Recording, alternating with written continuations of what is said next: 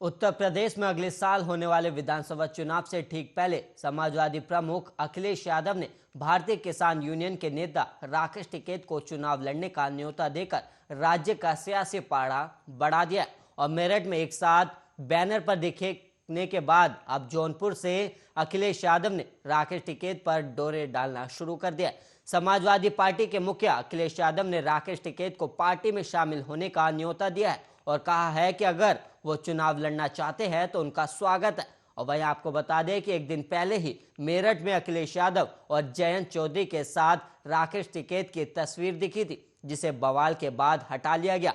और उत्तर प्रदेश के जौनपुर में चुनावी कार्यक्रम में जाने से पहले एक चैनल में बातचीत के दौरान अखिलेश यादव ने कहा कि अगर राकेश टिकैत सपा में आना चाहेंगे तो चुनाव लड़ना चाहते हैं तो हम उनका स्वागत करेंगे। हालांकि अखिलेश यादव ने कहा कि ये राकेश टिकैत का निर्णय होगा क्योंकि वो जानते हैं कि राजनीति क्या है और उन्होंने कहा कि राकेश टिकैत से हमारे संबंध पहले भी रहे।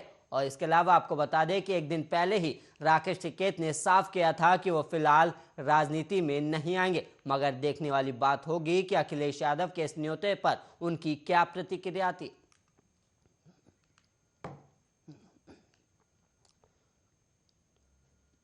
भारतीय किसान संघ के राष्ट्रीय प्रवक्ता राकेश टिकैत ने कहा कि किसानों के संघर्ष को सुनहरे अक्षरों में लिखा जाएगा।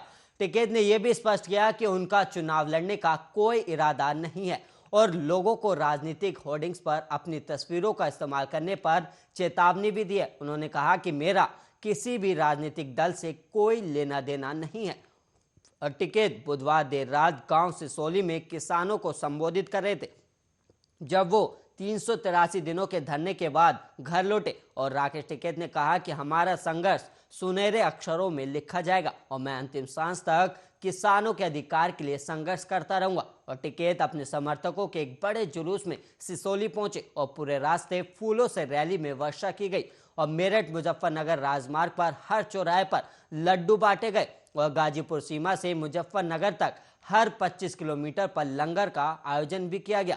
और टिकैत की पत्नी सुनीता देवी ने जाट कॉलोनी स्थित अपने घर में उनका स्वागत करने के लिए सैकड़ों दिए भी जलाए और उन्होंने संवाददाताओं से कहा कि मेरे पति आज पूरे 383 दिनों के बाद घर आ रहे और उनके स्वागत में मुझे जितने दीपक जलाने चाहिए उतने कम नहीं होंगे। जैसे भगवान राम अयोध्या वापस आए, मेरे राम आज घर आ रहे। और किसान आंदोलन शुरू होने के बाद से टिकैत घर नहीं गए थे।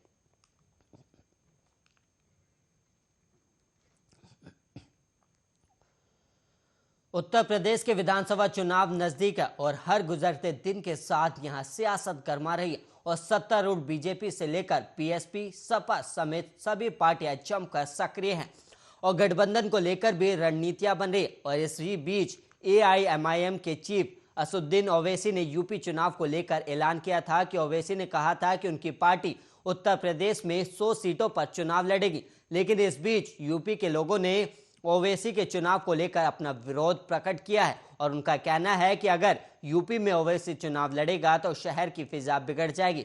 और वहीं आपको बता दें कि गुरुवार को नागरिक सेवा संस्था के लोग जिलाधिकारी कार्यालय पहुंचे, जहां उन्होंने चुनाव को लेकर एक ज्ञापन सौंपा और कहा कि विधानसभा चुनाव में ओवैसी की किसी भी जनसभा की उत्तर प्रदेश में अनुमति ना दी जाए।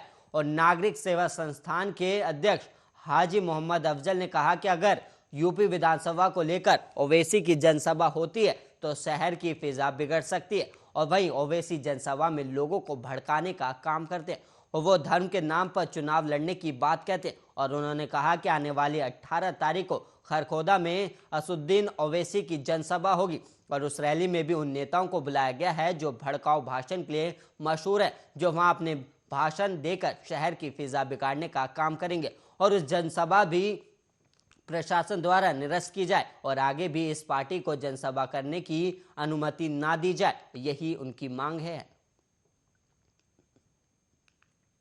देखिए, मेरी मांग ये है कि जो ये जितनी भी पार्टी इलेक्शन लड़ रही हैं, खास करके मैं आईएम पार्टी के अध्यक्ष ओवैसी साहब से कहना चाहता हूँ, वो मुसलमानों के नाम पर इलेक्शन ना लड़ें।